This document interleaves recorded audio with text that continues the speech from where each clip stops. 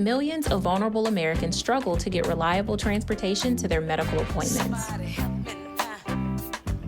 That's why I started MedHall. Citi launched the Impact Fund to invest in both women and entrepreneurs of color like me so I can realize my vision and give everything I've got to my company and my community. I got you. For the love of people, for the love of community, for the love of progress. Citi.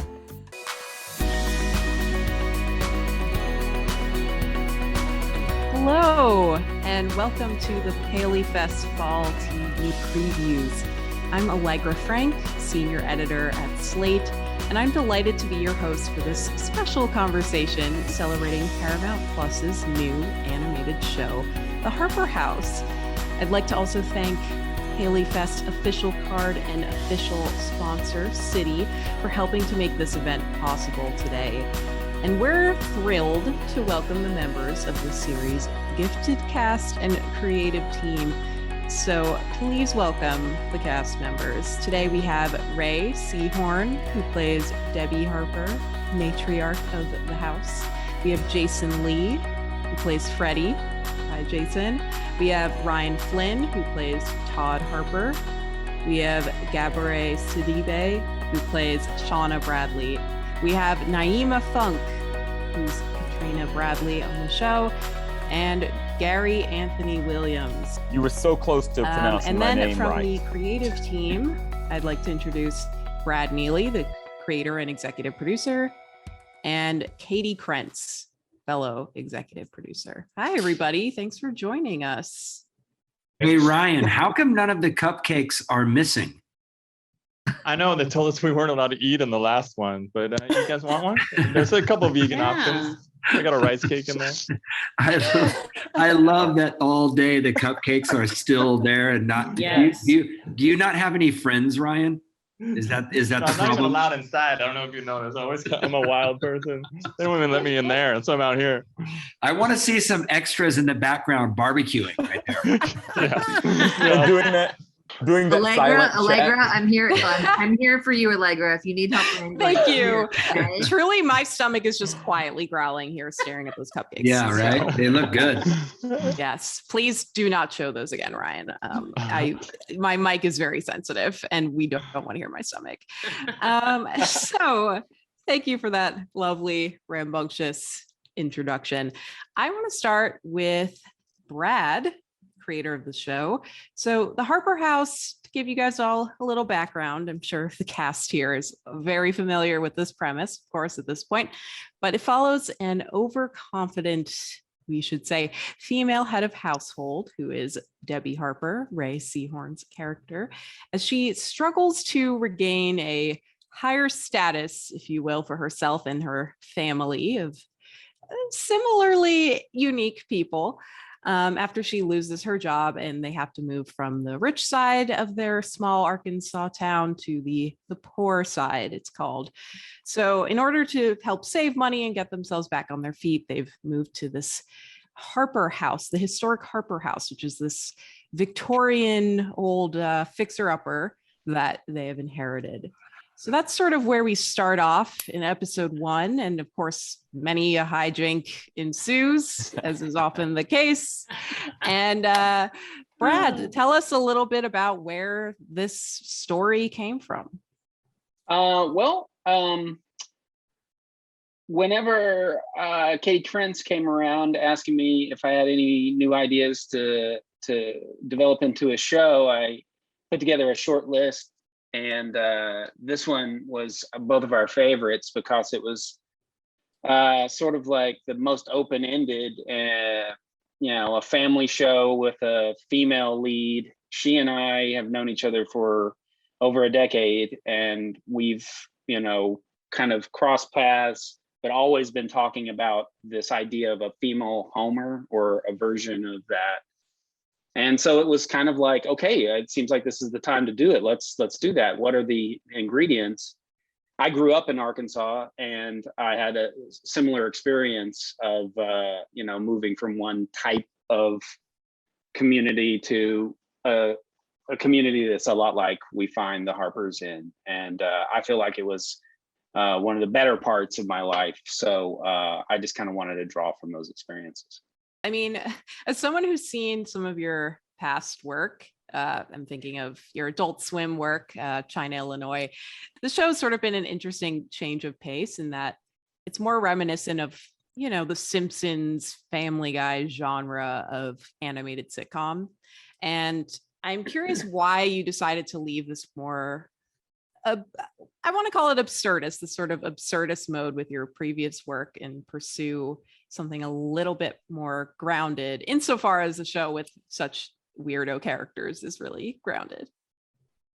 Yeah, you know, I feel like it's different horses for different courses. You know, I'm not just strictly a crazy for crazy person. You know, I have always kind of wanted to explore what is my take on this format. You know, that we all have some experience with, just the television sitcom family story. I feel like taking a person like me with my perspective, which is, I guess, not usual, is what people tell me, and then putting something very usual through my filter seemed like we might end up with something unique, and that felt like a fun challenge. So here we are on the other side of having done 10 of them, and I feel like it was pretty a very cool exercise. So Brand, if I may, you can't take a horse and just run them in all different courses. You got to have a different horse for every course you run. It's a different stroll to a different goal. A different, you know, to a different goal. Okay. I feel, you know, I could keep going. It's a different form for a different norm. I mean, there's okay. You know. Okay. I love having a co-moderator here with Gary. I'm not. Hey, I am in no shape to moderate anything in life. I'll tell you that right now. Well, don't worry, you have me. So going back to sort of the comparison I just made to like The Simpsons and Family Guy, which that genre has expanded so much. I mean, we have Bob's Burgers, we have home movies, we have so many other shows that have that sort of nuclear family at the core, but within the animated medium.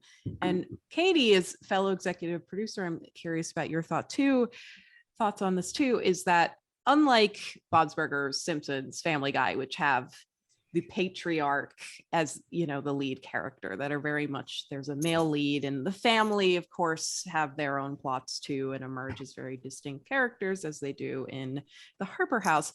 But it is intriguing that we have Rhea's character here. We have the mother of the Harper family as the lead. So what led you guys to sort of subvert that usual, we have this reckless dude as the dad and the other characters sort of tempering him?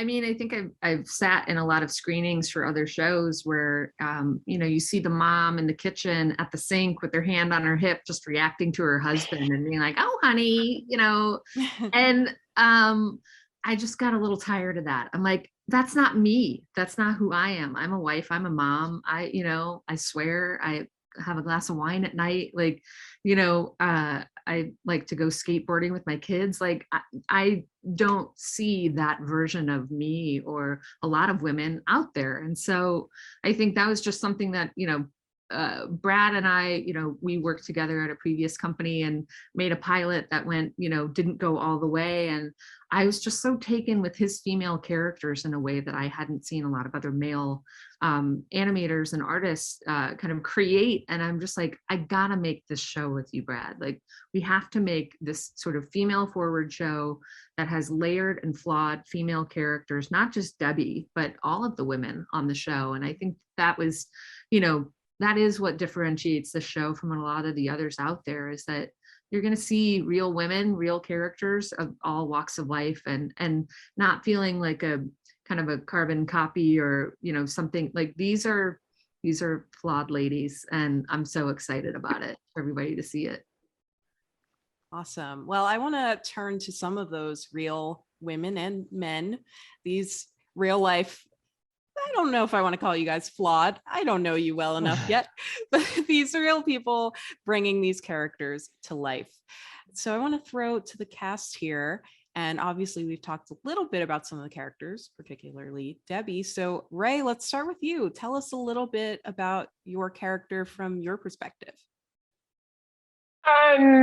I couldn't actually believe it when Katie and Brad were like, oh, there hasn't been one that has a female that's matriarch driven. I was a little aghast with the amount of animation that's out there that hasn't been done, and it seems so obvious. But the great thing about Brad's writing is that that's not a trick. That's not a hook, and then there's nothing else happening. They very much, like Katie is saying, explore like, well, who are the matriarchs in these families, and that haven't been shown. They are not themselves a monolith either, you know. And then I'm from Virginia, and Brad's from Arkansas, and we share, but he said this before too, I do think hometowns in general tend to look a lot like each other no matter what state they're in. I very much recognize Debbie in quite a few of my relatives. Hopefully they're not watching this, but but also just people I knew on the street, like all sorts of characters, and the rest of my amazing cast. I think the only sadness I had of doing such an incredible creative thing over the pandemic and being able to do it and being able to do this series with Brad and Katie, my only sadness is I constantly was like, so we get to have the whole cast like to record together, right? Like we get to like these panel discussions are sometimes when I get to be around them the most. And I'm so excited by how full all of the characters are, both from the writing being the foundation of that, and then what everybody brought to them. I think that everybody was pushing, I think starting with Brad, and then what he enabled us to bring to it was pushing against a lot of stereotypes and calling those into question in some fantastically uncomfortable ways. Totally. Yeah, I mean, I kind of want to throw to Debbie's counterpart here to continue the subversion, thinking of the subversion with this show, and go to Jason. Yeah. You play Freddie, so Yep. Debbie's husband. So what's it like sort of taking on, The Simpsons is just sort of my reference point for literally everything, but what is it like to be sort of the male Marge to raise female Homer? That's a great question. I mean, I've said it before. I think one of the things that really interested me was the companionship between the two. They're best friends, so it's sort of like the family comes first. Freddie is all about his wife. He thinks she's the hottest thing next to toast. You know, he's really dedicated and loyal, and that makes him super likable. And I always like to play likable characters, and I'm always attracted to that kind of dynamic between a husband and wife, mom and dad. You know, I think there's a really likable kind of energy here, and you're rooting for these guys. So it doesn't really matter who's sort of doing the job and earning the money, whatever. Like, it's the family is such their focus that it was really appealing to me. And I just love that Freddie isn't afraid to be vulnerable and back his wife and understand that she's the breadwinner and be at home. And like, he's really all about serving his family. And I think that's really cool. And it shows that men can absolutely do that and should do that, as I do that. I have 5 kids, and my wife and I have to sort of like go back and forth and trade off and take shifts and you know, you do this, I'll do that. It's a team effort. So I think that aspect of it is really cool. And then I also just liked Freddie's bowl cut, his mustache, and his fanny pack. So that was appealing to me. But I do like that it is sort of works against what we sort of standardly see. And it shows how successful that can be.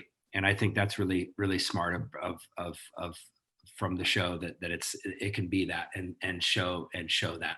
Yeah, I mean, we always love playing a style icon, and Freddie is certainly that. Yeah, he's a badass. I mean, he's a badass. Yeah. You know? I want to go to, obviously everyone here is an adult, at least legally speaking, but I want to go to the adults here who play children on the show. Obviously in sitcoms of all kind, and including animated, there are always the younger members of the family that are very much a big part of the plot. It's the parents are often the heart and the leads, but so many of us are drawn to the younger characters in the cast. So we have Ryan as Todd Harper, who is Freddie and Debbie's son. And then we also have Gabourey as Shauna Bradley. I want to go to you first, Gabourey. Tell us a little bit about Shauna, but also the Bradley family, because they occupy another kind of important recurring part of the sitcom, which is like the foil of another family that's kind of like, what is up with this family? They're not, it's like a family of straight men. Which is really fun. One, they're a very, very smart family. I think anyone who owns a bookstore is automatically smart. But they're also a Black family, which like obvious. But I have to say, playing Shauna, I'm really excited to sort of join the ranks of smart little Black girls in animation. Like when I was a kid, I had Susie Carmichael from the Rugrats and number 5 from Kids Next Door, and speaking my language here. And like pretty much any other character that Cree Summers has voiced. And that's what Shauna is. Shauna's just a really smart little Black girl. And I think she really, really leans into her intelligence and sometimes into her Blackness, as a lot of us tend to do. And she's really just, she's got so much confidence and so much intelligence and just a dash of scam artist in her. And so I can absolutely see her in like maybe a political career moving forward, but she's just a really, really fun, cool person to play. I really dig her, and I love her family too. Yeah, we have her mom and dad here. Before we get to mother and father Bradley, Ryan as Todd, what's it like playing the son of this wacky family? And your sister is not here, played by Tatiana Maslany, but you can speak for her too. Yeah, well, I think, Todd thinks obviously his parents are crazy, but he's got it together. He's a genius. He's going to be successful.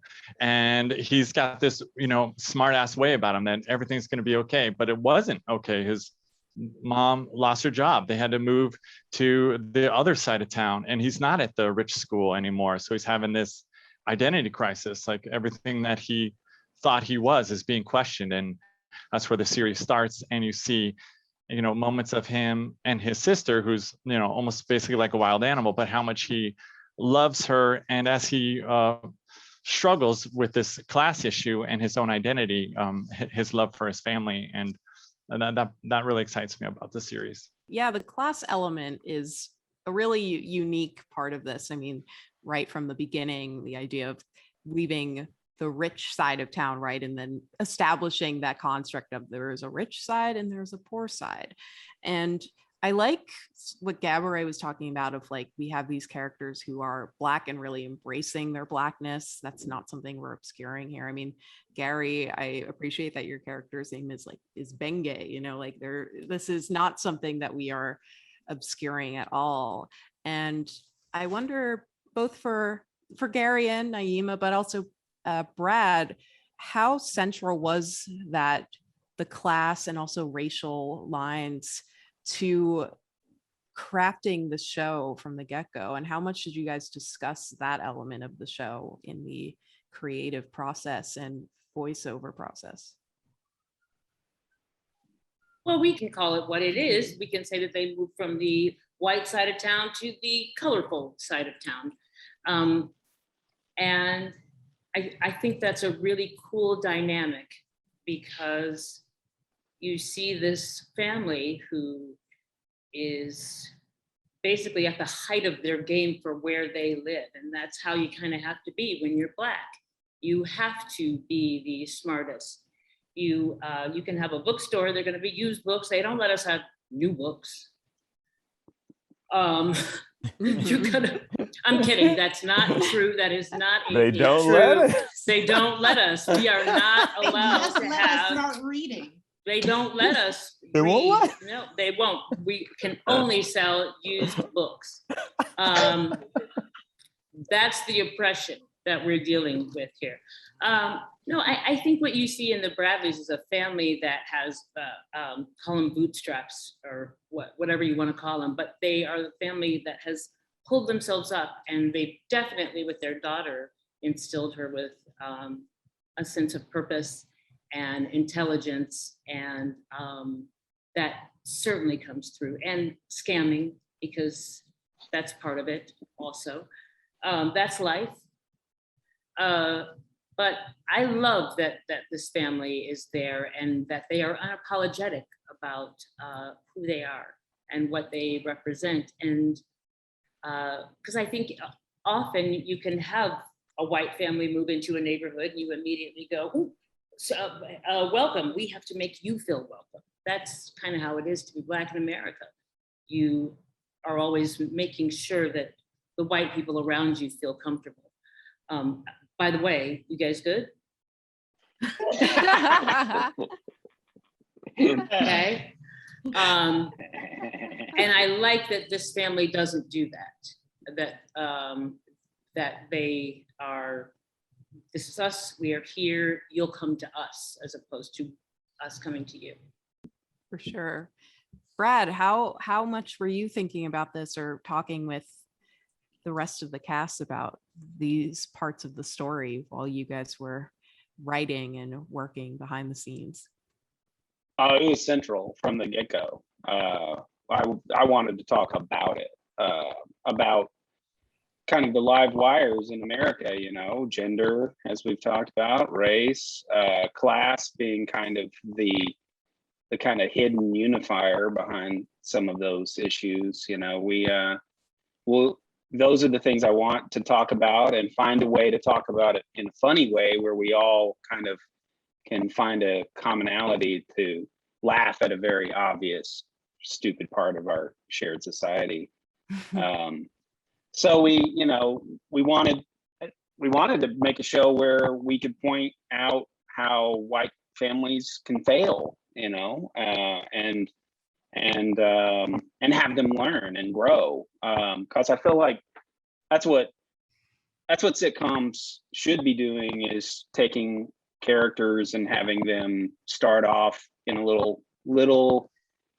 way where they have room to develop in terms of like their POV on an issue or their bad habits. And we really wanted to put all of these topics squarely into those, you know, make our characters run into that conflict. And we knew it was going to be a little challenging and difficult, and sometimes a little, you know, uncomfortable, but like I think all of us were on the side of, you know, wanting to find a common decency and respect through that process, and we weren't going to laugh at, you know, make fun of the situation in a way that was gross.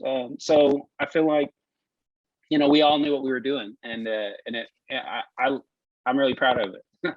So obviously there's a lot going on sort of as subtext in this show, but sort of the pretext, a lot of it revolves around obviously the Harper family as we've talked about, sort of making peace with their new home, and especially the fact that this home is like kind of, you know, not dilapidated, but not only are they in a new place, but they're in a new house that's not the most calming place. So Ray, I'd love to hear you talk a little bit about where we should expect to see Debbie go from sort of this drunken devil may care, we'll get through this woman at the very start, to wherever she's going to end up now that she's in this house and in this new part of town. What should we expect for her evolution, or will there not be one, because sitcoms are often quite static? Well, Allegra, I think we have to be very careful what we're labeling as flaws versus, you know, superhero capes. Brad does let characters evolve and grow and learn, as he was touching on earlier. They do learn from things, but as far as her confidence, her self-confidence, and her always believing that she can concoct a way for her family to come out on top, I don't think that does change, and I wouldn't wish for it to change, but I think what her idea of what it is to be on top is what you see her evolve with, her ideas of what it means to be successful. And she has this incredible foundation with her family. She's I don't think she's looking to drink a few less beers. I think she's a great mom, and I think she has some growth foisted upon her, and she's definitely somebody who's open to. I find that she learns from her kids. I find that she learns from her neighbors in the series. She learns from her husband quite a bit, and sometimes, as many of us do, gets defensive at first, but then is able to hear it. She's not super willing to hear many lessons coming from her kids' school. I find that to be a little bit of a block there. She's not very interested in that. I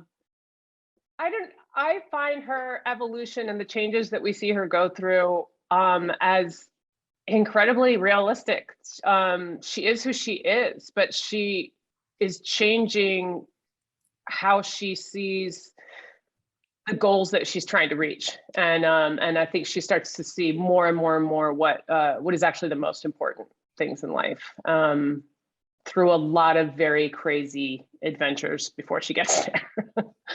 I mean, on the topic of crazy adventures to see this season, I would love to throw to a question that comes from festival sponsor Citi. What are you all most excited for viewers to see and experience during the show's premiere season? I'd love to hear from each of you guys what you're most excited for the viewers to check out, whether or not it's the evolution that Rhea was just speaking to, or even if there's just like, oh, there's this really good joke, I don't want to spoil it though, or if it's Freddie's very good outfits. Maybe we'll start with Jason. Yeah, on the topic of Freddie. The relatability, for sure. The relatability. Like, you want to find shows, animated or otherwise, where you feel like you relate to the people. There's amazing diversity. You understand right out of the gate that the Harpers were meant to go to the poorer side of town. After all, that was sort of their destiny, and they're better for it. They meet amazing people.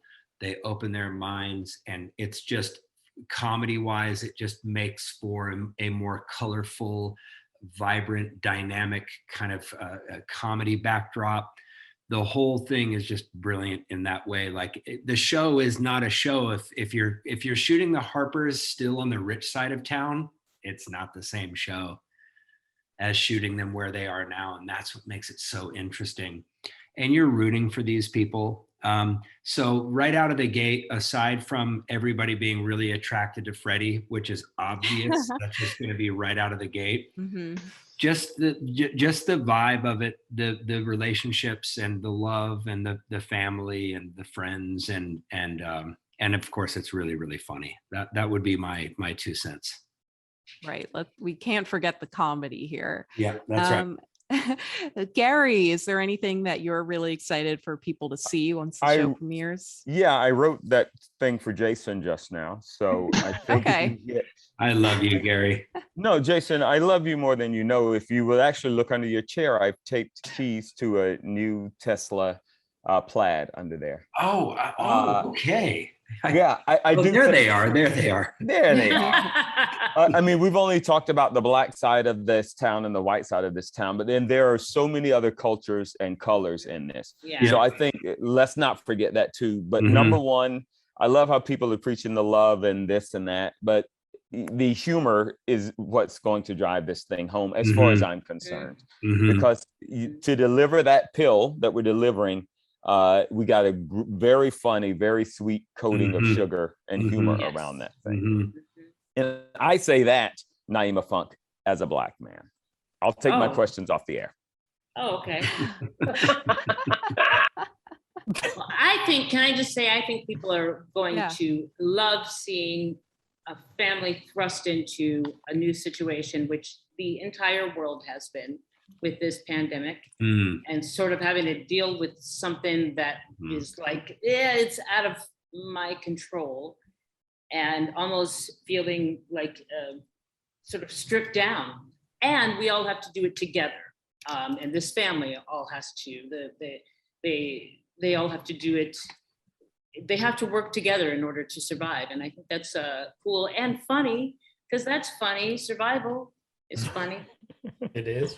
Yeah. I mean, if you survive, if you don't, then it's not. But well, you know, Nyima, like different people like different. I mean, that's different boots for different suits. You know what I'm saying? So different donkeys for different. Don't do it. People. Don't do that. Different honkies. She would No, never, Jason. I would know. I was going to say people of color. People of color.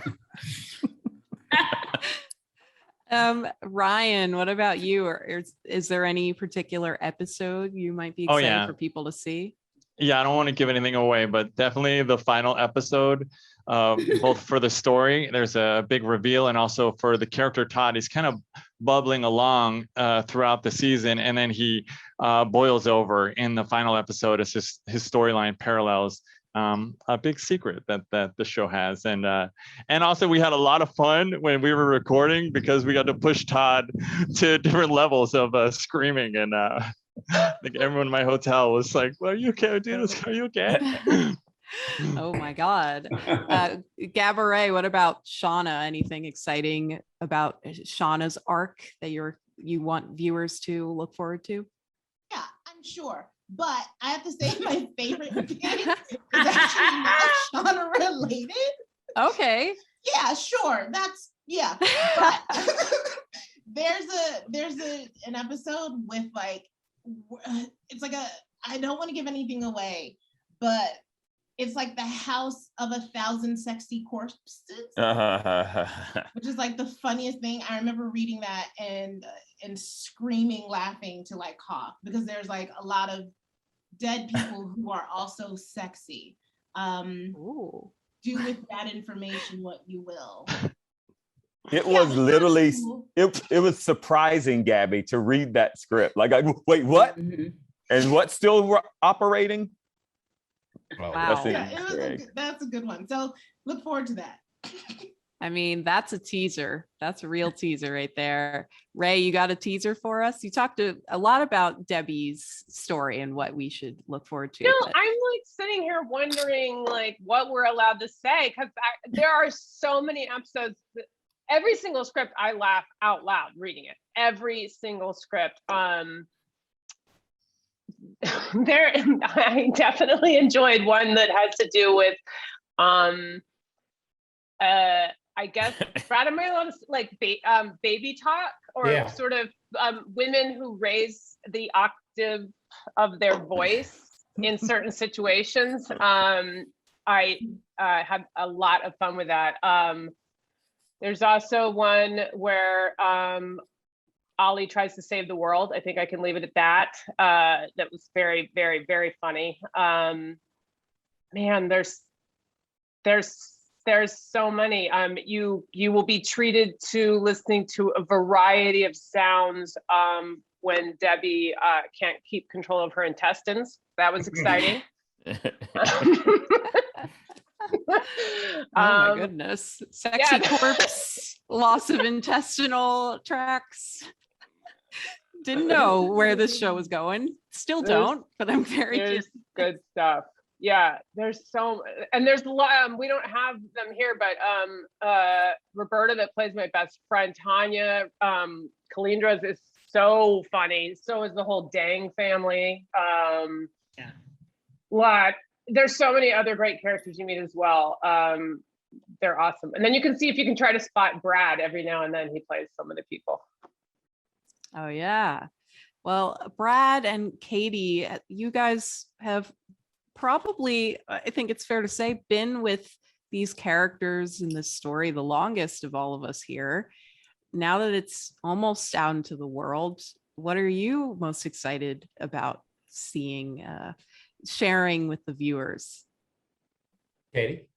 I mean, I think, Ray touched on it, but not only all of these main characters who have done such a wonderful job and then have also done voices of sort of ancillary and supporting characters, but I think it's really hard, I think, for creators to build their Springfield, like The Simpsons, you're building like not only your main characters, but all of these sort of ancillary and supporting characters that are at the school or at a store, or anything like that. Every single character you see that Brad and the writers have created have that sort of three-dimensionality to it that I don't know. It's something I'm so proud of, and many of the actors here have also done some of these supporting voices and characters, but like it is unlike anything I've seen on any of the shows that I've produced and developed, and I think that's really cool. And Brad, what about you, Daddy of Harper House? I can't wait for people to see all of these people's great work. We got the scripts and put it in front of these folks, and they took it to a different place, and then we animated that. This is an actor-friendly space, and actor first, and everybody took the lines and did the lines their way. There's a lot of cursing. The kids curse. I think that's really fun. I think people are going to really like just the naturalism that these actors brought to the roles and to the lines. It just feels like people talking, really funny people talking. And that's what I'm most proud of. When you cut it all together, it just feels like really fun performances, just back to back, stack to stack. So that's what I'm most proud of, is being able to just kind of put that in front of these people's path and just kind of get out of the way and let them hit home run after home run. Amazing. Wow.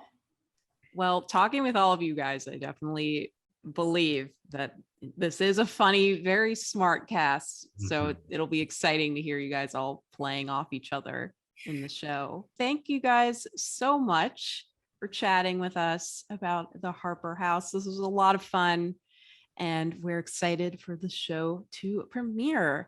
And thank you for joining us for this special PaleyFest Fall TV Previews conversation with these wonderful cast mates and creative team members behind Paramount Plus's The Harper House. For those of you getting a sneak peek of this conversation, be sure to tune into The Harper House when it premieres with the first 3 episodes on Thursday, September 16th on Paramount Plus. Subsequent episodes will drop weekly on Thursdays. And thanks, of course, to PaleyFest's official card and official sponsor, Citi. You can learn more about the Paley Center by visiting paleycenter.org. Thanks again, and take care.